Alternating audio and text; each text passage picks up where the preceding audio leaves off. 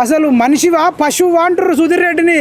కడుపుకు అన్నం తింటుండా సుధీర్ రెడ్డి గడ్డి తింటుండా అంటున్నారు. ఈయననే బెల్ట్ షాపులు పెట్టి నందనవనం అనేది ఒక ఏరియాలో గంజాయి వనం చేసి బెల్ట్ షాపులు పెట్టి ఒక మైనర్ బాలిక మీద రేప్ చేస్తే రేపిస్టులకు మద్దతు ఇచ్చిన ఈ దుర్మార్గుడు సుధీర్ రెడ్డి ఇవాళ నవీన్ యాదవ్ అనే ఒక బీసీ బడుగు బలైన వర్గాల మీద ఇంత దౌర్జన్యం చేస్తుండే, ఇంత కండకౌరంతో కొట్టుకుంటుండని అంటున్నారు. అదేవిధంగా లక్ష్మి అనే ఒక బంజారా బిడ్డను పోలీసులతో అయితే కొట్టించిన దుర్మార్గుడు సుధీర్ రెడ్డి అని చెప్పేసి అంటున్నారు.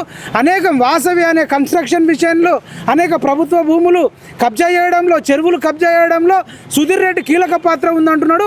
దయ్యాలు వేదాలు వాళ్ళు ఇచ్చినట్టు సుధీర్ రెడ్డి మాట్లాడితే నవ్విపోదును కాక నాకేమి సిగ్గు అన్నట్టు సుధీర్ రెడ్డి మాట్లాడుతుండు.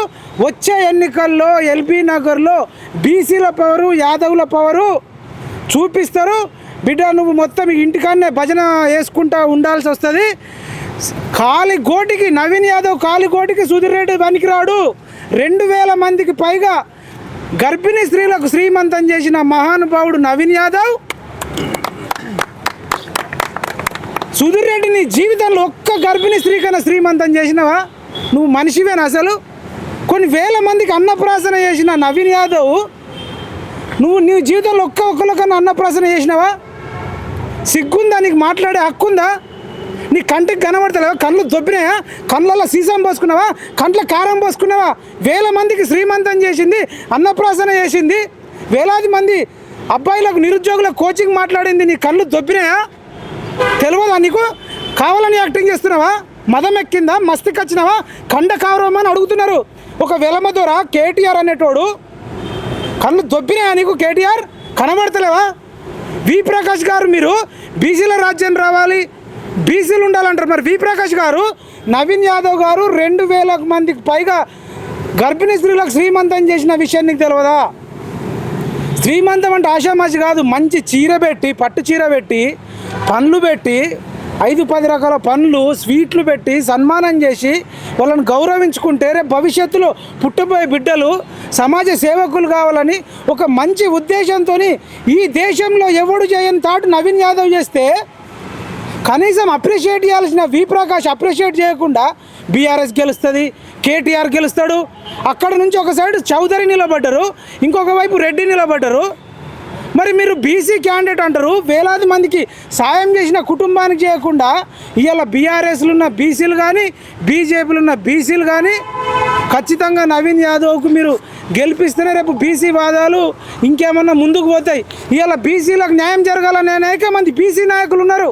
మరి ఇలా తీన్మార్ మల్లన్న ఉన్నాడు, మరి ఇంకా అనేక మంది ఉన్నారు. వీళ్ళందరూ కూడా మరి బీసీలకు వర్ధిల్లాలి, బీసీ పోరాటాలు వర్ధిల్లాలి, బీసీ రాజ్యాధికారం రావాలనేటి వాళ్ళందరూ కూడా మరి నవీన్ యాదవ్కి అన్కండిషనల్గా మద్దతు ఇవ్వచ్చు కదా. నేను కాంగ్రెస్ కాదు, నేను కాంగ్రెస్కి మద్దతు కాదు.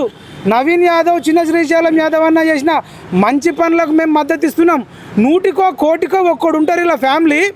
1,00,00,000 కుటుంబాలు ఉంటే ఒకే ఒక కుటుంబం ఆఫీసు 24 గంటలు ఎప్పుడు ఓపెన్ ఉంటుంది. ఎవడు కష్టం వచ్చినా చెప్పుకోవడానికి తెలంగాణ రాష్ట్రంలో ఒక కుటుంబం ఉందంటే అది చిన్న శ్రీశైలం యాదవ్ అన్న కుటుంబమే. అక్కడ వెళ్తే అన్నం పెడతారు. వీళ్ళు పిల్లికి పిచ్చమైనోడు కూడా ఇవాళ రౌడీ రౌడీ అంటారు. అంటే జూబ్లీ హిల్స్ ప్రజలు మీకు రౌడీలు లెక్క కనబడుతున్నారా? ముదిరాజులు రౌడీలా? యాదవులు రౌడీలా? ఎస్సీలు రౌడీలా? ముస్లింలు రౌడీలా? అజారుద్దీన్ కూడా ఒక ఇండియన్ క్రికెట్ టీంకు క్యాప్టెన్ వహించిండు, అయినా కూడా రౌడీనా? హీరో సుమన్ మద్దతు ఇస్తుండు, అయినా రౌడీనా?